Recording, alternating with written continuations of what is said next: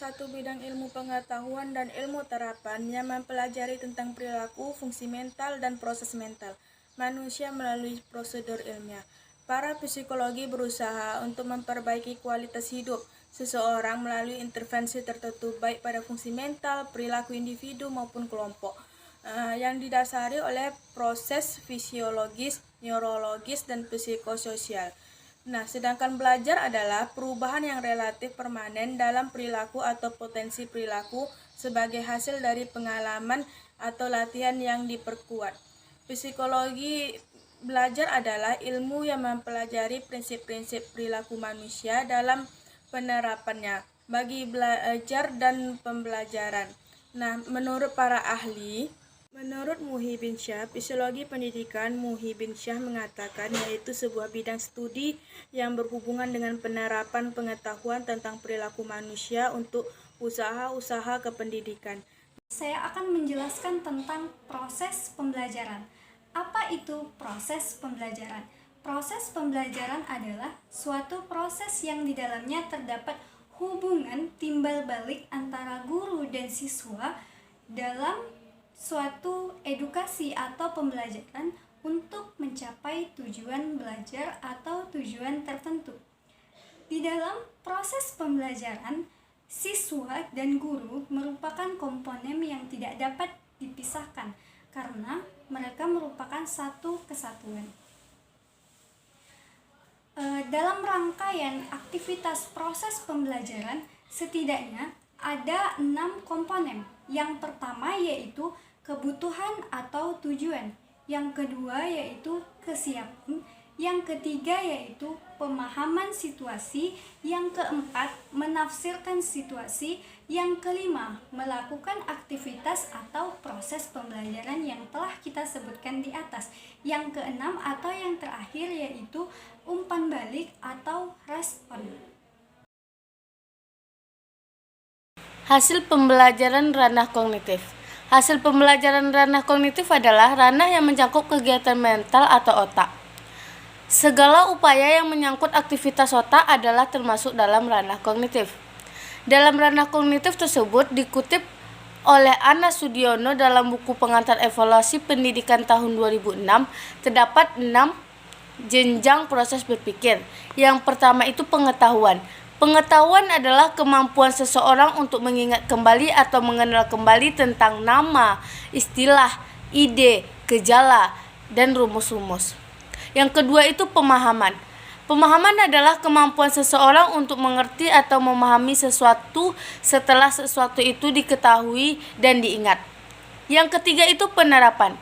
Penerapan adalah kesanggupan seseorang untuk menerapkan atau menggunakan ide-ide, rumus-rumus, teori-teori, dan sebagainya dalam situasi yang baru dan konkret. Yang keempat itu analisis. Analisis adalah kemampuan seseorang untuk merinci atau menguraikan suatu bahan atau keadaan menurut bagian-bagian yang lebih kecil. Yang kelima sintes. Sintes adalah kemampuan berpikir yang merupakan kebalikan dari proses berpikir atau analisis. Yang keenam penilaian.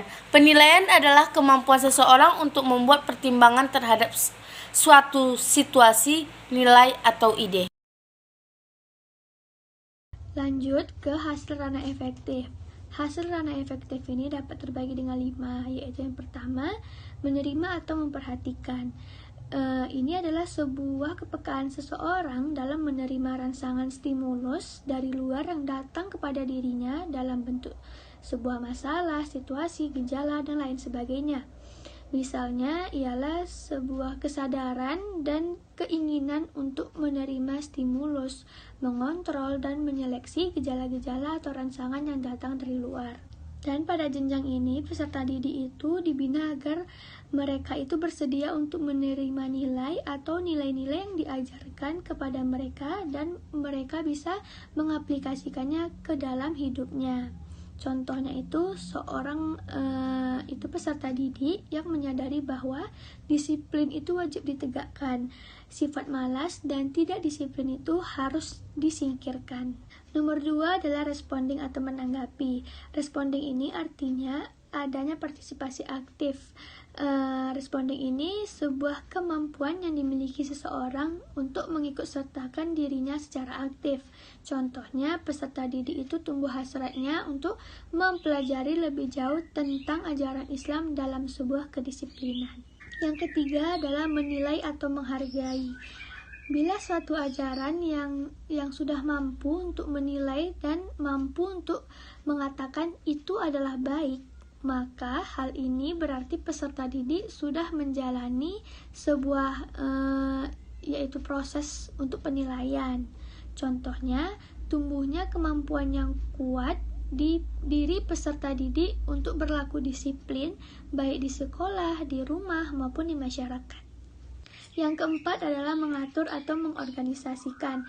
Hal ini mempertemukan sebuah perbedaan nilai sehingga terbentuk nilai baru yang membawa kebaikan umum. Contohnya, seorang peserta didik mendukung menegakkan disiplin nasional.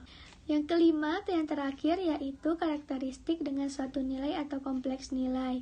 Di tahap ini, peserta didik itu sudah mempunyai sistemnya dan sudah mempengaruhi emosionalnya. Dan peserta didik ini memiliki sistem nilai yang mengontrol tingkah lakunya untuk sesuatu yang cukup lama. Contohnya, siswa telah menjadikan perintah Allah yang tertera dalam Al-Quran surat Al-Asr sebagai pegangan hidupnya dalam hal menyangkut kedisiplinan. Yang terakhir yaitu ada ranah psikomotor, di mana ranah psikomotor ini berkaitan dengan keterampilan ataupun kemampuan yang bertindak setelah seseorang menerima pengalaman belajar tertentu.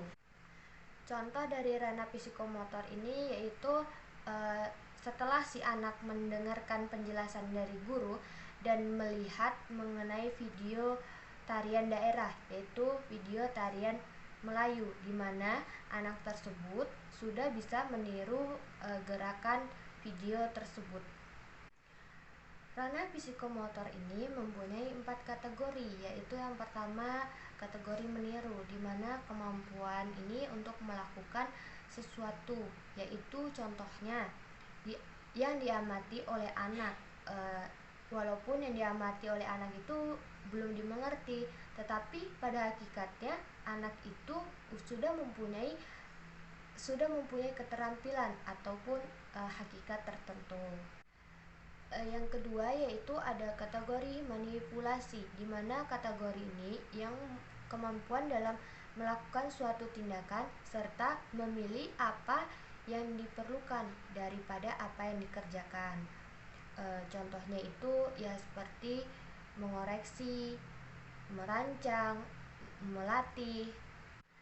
Yang ketiga yaitu ada pengalamiahan, di mana suatu penampilan ataupun tindakan hal yang diajarkan dan dijadikan sebagai contoh.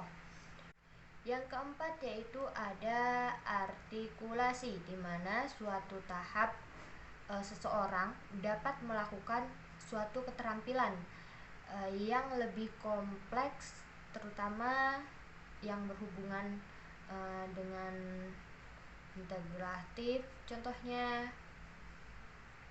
Dan kata-kata kategori yang sering dipakai oleh artikulasi ini yaitu contohnya mengalihkan, mempertajam, membentuk, menggunakan, memulai, menyetir, dan lain sebagainya. Telah menjadikan suatu kebiasaan gerak-gerakan yang ditampilkan dan telah menjadi keyakinan.